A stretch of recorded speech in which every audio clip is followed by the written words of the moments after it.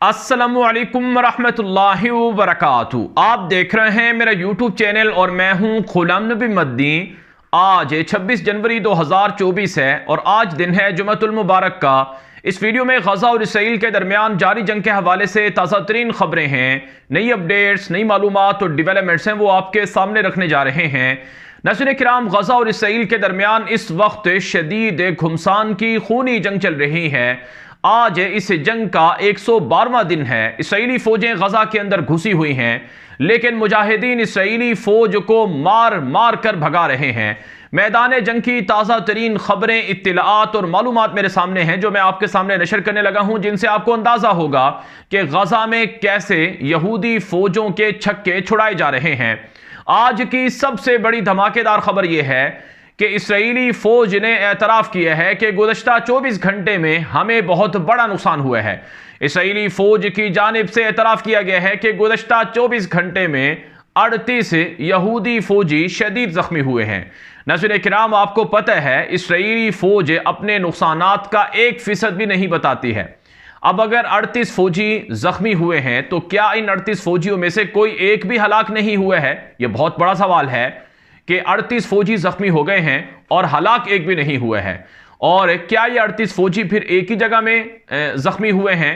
क्या ये 38 फौजी मुजाहिदीन के साथ जब इनकी लड़ाई हुई है तो इन सब में सभी जख्मी हुए हैं, कोई एक भी नहीं मारा गया है? तो इसी से आप अंदाजा लगा सकते हैं कि यहूदी फौजें अपने नुकसानात को छुपाती हैं और झूठ बोलती हैं।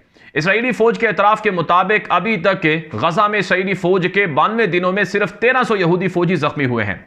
लेकिन नाज़रीन किराम, मुजाहिदीन का दावा है कि गुज़श्ता 24 घंटे के दौरान 120 से ज़ायद यहूदी फौजियों को जहन्नम वासल किया गया है। जी हाँ नाज़रीन किराम, गुज़श्ता 24 घंटे में इसराइली फौज का मुजाहिदीन ने नाकाबिल तलाफी नुकसान किया है। रिपोर्ट्स मेरे सामने हैं कि खान यूनिस के अंदर 50 से ज़ायद यहूदी फौजी हलाक और ज़ख्मी किए गए हैं और इसके अलावा जबालिया में और गजा शहर के मुख्तलिफ इलाकों में यहूदी फौजियों को भून डाला गया है। कल रात अबू बैदा ने जो बताया था कि हमने 68 यहूदी फौजियों के टैंक और गाड़ियां तबाह की हैं और तकरीबन 50 से ज़ायद यहूदी फौजी उनको करीब मसाफत से हलाक किए हैं। तो उसके बाद इसराइली फौज ने ये नुकसानात जाहिर किए हैं। ताहम नाज़रीन किराम, आज की जो सबसे बड़ी धमाकेदार एक और खबर मेरे सामने है वो ये है कि इसराइली फौज ने गजा से अपनी फौजों को निकालना शुरू कर दिया है। इसराइल ने गजा के अंदर 1,20,000 से ज़ायद फौजें घुसाई थीं, लेकिन अब गजा में इसराइल तकरीबन 70 से 75% फौजें निकाल चुका है और 20,000 या 25,000 फौजें इसराइल की गजा में हैं और इससे भी कम यहूदी फौजें रह गई हैं जो गजा के अंदर हैं। जो मेरे सामने ताज़ा तरीन एक बड़ी ब्रेकिंग न्यूज़ है, मैं आपके सामने अभी नशर करने लगा हूँ। ये खबर इस वक्त मेरे सामने है कि इसराइली फौज ने अपना जो इलीट फौजी दस्ता है उसे निकाल लिया है। जी हाँ, ये खबर मेरे सामने इस वक्त मौजूद है कि इसराइल का जो इलीट फौजी दस्ता था, फौजी ब्रिगेड था, यफ्ताह के नाम से, यफ्ताह नामी जो इसराइली फौजी ब्रिगेड था, इसे निकाल लिया गया है। और ये इसराइल ने इसलिए निकाला है क्योंकि मुजाहिदीन के हाथों इसराइली फौज को बेतहाशा नुकसान हो रहा है। इसराइल अपने तमाम बड़े बड़े इलीट फौजी दस्ते, फौजी यूनिट से गजा से निकाल चुका है। जैसे आपको पता है कि गोलानी ब्रिगेड था, गिवाती ब्रिगेड अगरचे लड़ रहा है, लेकिन उसके भी जो मातहत जो फौजी दस्ते थे वो निकाले गए हैं। और अब यफ्ताह जो इसराइल का इलीट फौजी दस्ता था उसमें से एक बड़ा यूनिट था, इसको भी निकाल दिया गया है।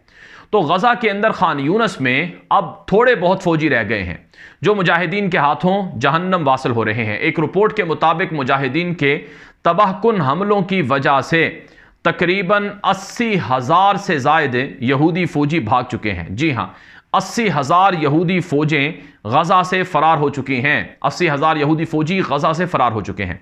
जो यहूदी फौजी गजा से जाते हैं वो जश्न मनाते हैं क्योंकि उन्हें पता है वो बच कर जा रहे हैं, उनकी जान खलासी हो गई है या उन्हें जहन्नम में जलना नहीं पड़ा है, वरना वो भी मारे जाते। तो इस वक्त इसराइली फौज के लिए हालात बड़े ख़राब हैं। आपको पता है इसराइली फौज के पास असलहा ख़त्म हो गया है। अमेरिका से मज़ीद जहाज़ है, मज़ीद हेलीकॉप्टर से और मज़ीद जंगी ड्रोन तैयारे इसराइल ने मंगवाए हैं और इसी तरह से मिसाइल्स, गोले बारूद और टैंक और हमवीज़ गाड़ियाँ वगैरह भी मंगवाई हैं, जिसके बारे में बाज़ माहिरीन कह रहे हैं कि लगता है कि आने वाले दिनों में हालात और ज़्यादा गड़बड़ हो रहे हैं। यानी मज़ीद मशरक़ वस्ता के जो ममालिक हैं वो इस जंग का ईंधन बन सकते हैं। बहरहाल काम इसराइल की गजा के अंदर अंधाधुंध वहशियाना बमबारी का सिलसिला भी चल रहा है। मैं आपके सामने गजा की वजारत सेहत की जानिब से नशर होने वाली ताज़ा तरीन बड़ी खबर रखूंगा। गजा की वजारत सेहत ने बताया है कि इसराइली फौज ने गुज़श्ता 24 घंटे के दौरान कई जगहों पर अंधाधुंध वहशियाना बमबारी की है। गजा की वजारत सेहत के मुताबिक तकरीबन 19 कत्ल आम के वाक़यात इसराइल ने पिछले 24 घंटे में सरअंजाम दिए हैं, जिसके नतीजे में मजीद 183 मुसलमान शहीद हो गए हैं, 377 मुसलमान जख्मी हैं। ये गुज़श्ता 24 घंटे के दादोशुमार जारी हुए हैं। 183 मुसलमान शहीद और 377 मुसलमान जख्मी किए गए हैं इसराइली दरिंदों के हमलों के अंदर। मजमूई तौर पर जो शुहदा की तादाद है वो 26,100 हो चुकी है। जी हाँ, 26,100 मुसलमान गजा के पिछले 112 दिनों में इसराइल की वाशियाना बमबारी में शहीद हो चुके हैं, जबकि जख्मियों की तादाद 65,000 हो चुकी है और लापता जो गजा के मुसलमान हैं उनकी तादाद 10,000 से भी ज़ायद है। यानी मजमूई तौर पर 1 लाख से ज़ायद मुसलमान गजा के शहीद और ज़ख्मी कर दिए गए हैं। इसराइल ने गजा के अंदर 80,000 टन बारूदी मवाद गिराया है, बारूदी बम गिराए हैं 80,000 टन। यानी जो हिरोशिमा नागासाकी में अमेरिका ने जो एटम बम गिराए थे उनसे कई गुना ज़्यादा ताकतवर एटम बम गजा के अंदर इसराइल गिरा चुका है। नाज़रीन किराम, मेरे सामने खान यूनस से खबरें हैं कि गुज़श्ता रात बड़ी मुश्किल थी खान यूनस के मुसलमानों के लिए और मुजाहिदीन के लिए। खान यूनस में शदीद सर्दी है और इंतहाई सख्त बारिश हुई है गुज़श्ता रात, और इसके साथ साथ ठंडी हवाएं चल रही हैं। लोग खैमों में पनाह गुज़ीन हैं और खैमे भी उड़ गए हैं या बारिश के अंदर भीग गए हैं या बारिश उनमें भर गई है। और खान यूनस का मुकम्मल तौर पर मुहासरा है। लोग भूख से निडाल हो चुके हैं, लोगों के पास खाने पीने को कुछ नहीं है क्योंकि हर तरफ से इसराइली फौज ने मुहासरा कर रखा है। और जो मैदान जंग में मुजाहिदीन मसरूफ़ हैं उन्होंने बताया है कि उनके लिए भी बहुत मुश्किलात हैं। तो इसलिए गजा के मजलूम मुसलमानों के लिए अपनी आवाज़ें बुलंद करें, गजा के मजलूम मुसलमानों के लिए अपना किरदार अदा करें और गजा के मजलूम मुसलमानों के लिए कम से कम दुआएं करें, क्योंकि नाज़रीन किराम बहुत ज़्यादा जुल्म हो रहा है। पिछले 4 महीनों से गजा का मुहासरा चल रहा है और यह मुहासरा गजा के अंदर मुसलमानों के लिए खुराक और अद्वियात और इसी तरह से खाने पीने की अशिया की किल्लत का सबब है।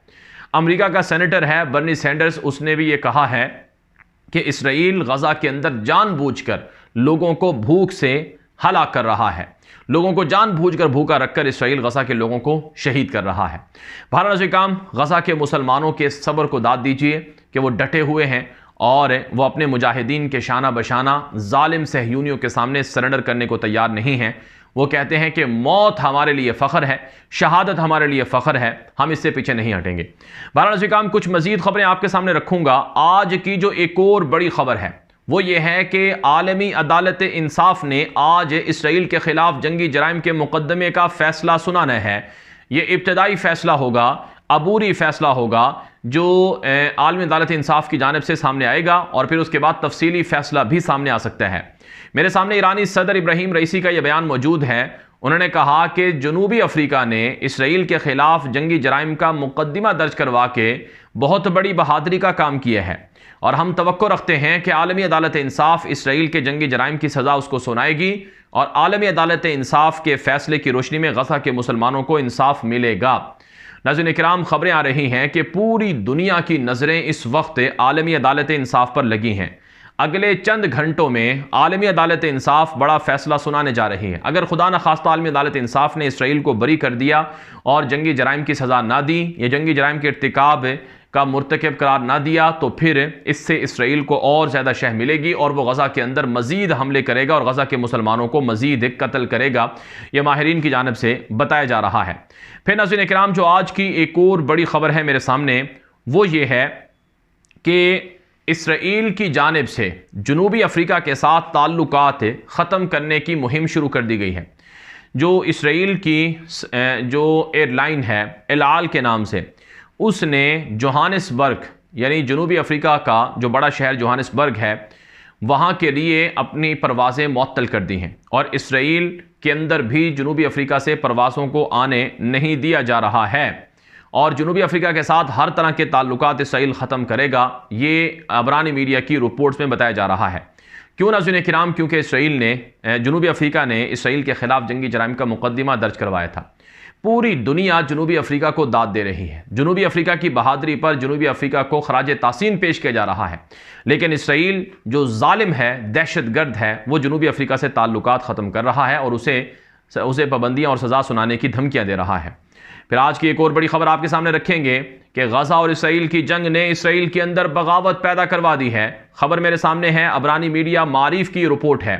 मारिफ अबरानी मीडिया का बड़ा एक मीडिया नेटवर्क है, उसने रिपोर्ट दी है कि गजा और इसराइल की जंग की वजह से इसराइल के यहूदी अब नेतन्याहू से नफरत करने लगे हैं। एक ताज़ा सर्वे सामने आया है जिसमें कहा गया है कि 57% इसराइली शहरी कहते हैं कि गजा कि जंग नेतन्याहू की वजह से इसराइल हारा है और गजा में नेतन्याहू की वजह से हमारा नुकसान हुआ है।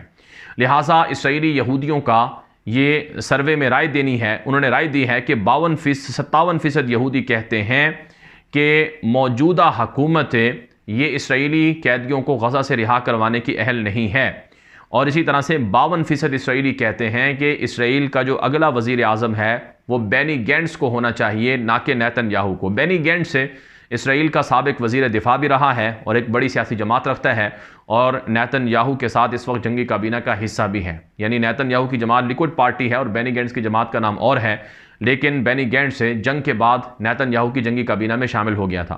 तो अब इसराइली यहूदी कहते हैं 52% के बेनी गैंट्स को इसराइली वज़ीर आज़म होना चाहिए और सिर्फ 32% ये समझते हैं कि नेतन्याहू भी इसराइल का वज़ीर आज़म के तौर पर ठीक है।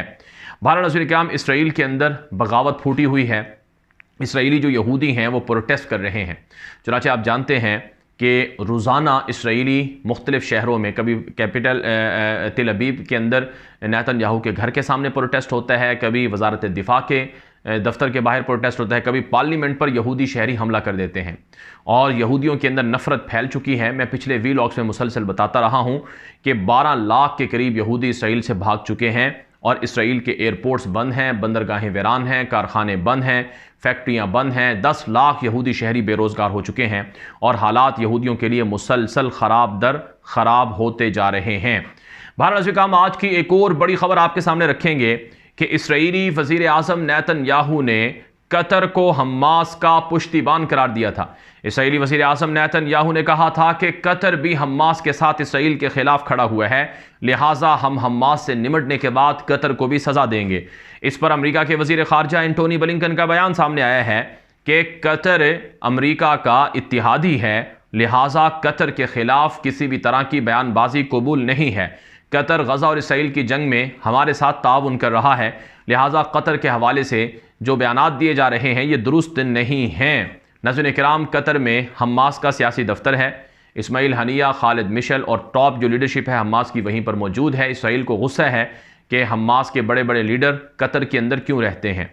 फिर इसराइल को ये भी गुस्सा है कि अल जज़ीरा जो कतर का मीडिया नेटवर्क है वो गजा के मुसलमानों की नुमाइंदगी क्यों करता है, हमास की वीडियोज़ और हमास की ख़बरें अल जज़ीरा क्यों चलाता है और हमास के लिए कतर के ज़रिए से नरम रवैया क्यों इख्तियार किया जाता है और गज़ा के अंदर जो इमदाद है वो कतर क्यों भेजता है, गज़ा के मुसलमानों के लिए आवाज़ कतर क्यों उठाता है, गज़ा के ज़ख्मियों का इलाज कतर क्यों करवा रहा है। ये वो चीज़ें हैं जिसकी वजह से इसराइल को बड़ा शदीद गुस्सा है और कतर के ख़िलाफ़ बाकायदा नफ़रत अंगेज़ मुहिम इसराइल चला रहा है।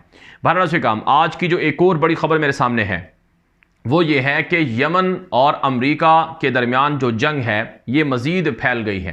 ख़बर मेरे सामने मौजूद है कि अमेरिका का सिक्योरिटी जो नेशनल सिक्योरिटी एडवाइज़र है जैक सुलेवान, उसने मुलाकात करनी है थाईलैंड में जो चीनी वज़ीर ख़ारजा हैं वांग यी उनसे।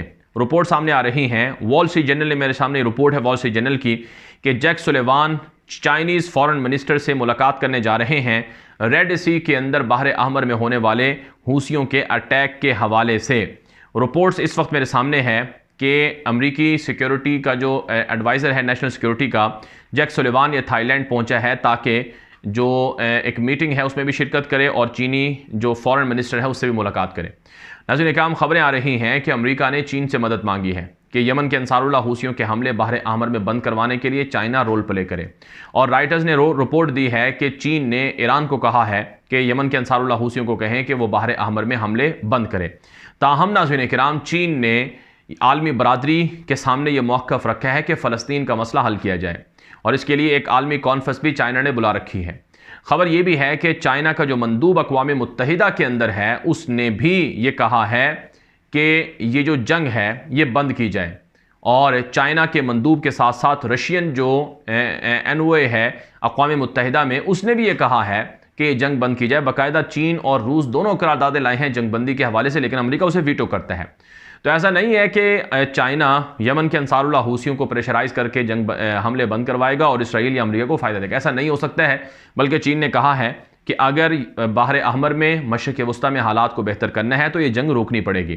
फिर नाज़रीन इकराम, ख़बरें आ रही हैं कि यमन की हुदूद से सिर्फ अमेरिका और बरतानिया और इसराइल के जहाज़ नहीं गुजर रहे हैं, वरना दुनिया के हर मुल्क के जहाज़ गुजर रहे हैं। बाकायदा जो जहाज़ यमन की हुदूद से समंदरी जहाज़, तिजारती जहाज़ गुजरते हैं, उन्होंने अलामतें लगा रखी होती हैं। मसलन एक जहाज़ पर लिखा हुआ है कि रशिया चाइना, कि ये जहाज़ रशिया और चीन का है। एक और पर लिखा हुआ है, एक और जहाज़ ने अपनी अलामत लगाई कि नो इजराइली कनेक्शन, कि हमारा इसराइल के साथ कोई ताल्लुक़ नहीं है। और एक और पर लिखा हुआ है कि नो कॉन्टैक्ट इसराइल, कि हमारा इसराइल से रब्ता नहीं है। और इसी तरह से एक पे लिखा हुआ था कि रशिया क्यूरियो, कि ये रशिया का जहाज़ है और इसमें रशियन अमला है। और इसी तरह से एक और जहाज़ के ऊपर लिखा हुआ था कि हमारा जो ताल्लुक़ है वो शाम से है। यानी जो मुख्तलिफ़ मुल्कों के जहाज़ हैं वो अपने अपने बारे में बता रहे हैं। जब यमन के हदूद से गुजरते हैं तो वो अपनी स्क्रीनों पर या अपने जो उनके जहाज़ों की जो उनकी इशारे होते हैं उनके ज़रिए से वो चीज़ें वाज़ेह कर देते हैं। लेकिन वो अगर कोई इसराइल से वाबस्ता जहाज़ है या कोई अमेरिका से वाबस्ता जहाज़ है या कोई जहाज़ यमन के अंसारुल्लाह हूसियों को बताता नहीं है, चूँकि एक समंदरी हदूद उनके पास है, खलीज अदन, बाबुल मंदब, बाहर अहमर, ये उनके कंट्रोल में है। तो इसलिए जो भी जहाज़ गुजरता है तो उसे बता कर जाना पड़ता है कि हमारा किस से ताल्लुक़ है और हम कहाँ आ रहे हैं, कहाँ से आ रहे हैं, कहाँ जा रहे हैं। अगर कोई जहाज़ ऐसा नहीं करता है तो फिर उस पर हमला कर दिया जाता है। नाज़रीन इकराम, जो आज की एक और बड़ी ख़बर है ये लबनान से है। लबनान और इसराइल के दरमियान इस वक्त हालात बहुत ज़्यादा ख़राब हैं। नाज़रीन इकराम, ख़बरें आ रही हैं कि गुज़श्ता रोज़ जो इसराइली जहाज़ हैं इन्होंने हमले कर दिए हैं जाकर लबनान में जो एयरपोर्ट्स हैं उन पर, और हिज़्बुल्लाह से वाबस्ता हेलीकॉप्टरों के जो हेलीपैड्स थे और जंगी फ़ौजी अड्डे थे उनको तबाह करने का दावा किया है। फिर एक और जो डेवलपमेंट्स आ रही हैं कि जो लबनान की हिज़्बुल्लाह तंजीम है वो मुसलसल जो इसराइली फ़ौजी अड्डे हैं उन पर हमला कर रहे हैं, और इसराइल की फ़ौजों में लबनान के बॉर्डर पर इजाफा हो चुका है। तकरीबन मज़ीद 50,000 फ़ौजें, यानी पहले 1 लाख थी, अब मज़ीद 50,000 जो रिज़र्व फ़ौजी हैं वो पहुँचाए गए हैं लबनान के बॉर्डर पर, जिससे हालात पहले से ज़्यादा गड़बड़ नज़र आ रहे हैं। यानी यमन का महाज खुला हुआ है, लबनान का महाज खुला हुआ है, अब दिफ़्फ़ा अल-ग़रबिया में हालात ख़राब हैं, गज़ा में जंग चल रही है, इराक़ और शाम में अमरीकी फ़ौजी अड्डों पर हमले हो रहे हैं। फिर मैं आज की एक और ख़बर आपके सामने रखूँगा कि अमरीका ने इराक़ से अपनी फ़ौजें निकालने का ऐलान कर दिया है। अमरीका ने इराक़ी हुकाम से वादा किया है कि जल्द अपनी फ़ौजों को अमरीका इराक़ से निकाल लेगा। चुनांचे इस सिलसिले में अगले 12 महीने बड़े अहम करार दिए जा रहे हैं। इराक़ और शाम में वाक़ अमरीका के फ़ौजी अड्डों पर 180 मरतबा इराक़ी जंगजू, शामी जंगजू, ईरान नवाज़ जंगजू हमले कर चुके हैं। तो इराक़ ने कहा है कि अमरीका अपनी फ़ौजों को इराक़ से निकाल ले ताकि इराक़ मैदान जंग ना बने और इराक़ के अंदर अमरीका या फिर ईरान या किसी और की जंग ना हो। तो इसलिए ख़बरें आ रही हैं कि अब जो अमरीकी फ़ौजें हैं वो इराक़ से निकाली जा रही हैं। फिर नाज़रीन इकराम, जो आज की एक और बड़ी ख़बर है वो वेस्ट बैंक से है, अब दिफ़्फ़ा अल-ग़रबिया से, जहाँ पर हालात बहुत ख़राब हैं। इसराइली दरिंदा सहयूनी फ़ौजें अब दिफ़्फ़ा अल-ग़रबिया में बहुत जुल्म ढा रही हैं। ख़बर मेरे सामने इस वक्त मौजूद है नाज़रीन इकराम कि आज भी मस्जिद अक़सा में मुसलमानों को आसानी से नहीं जाने दिया गया है।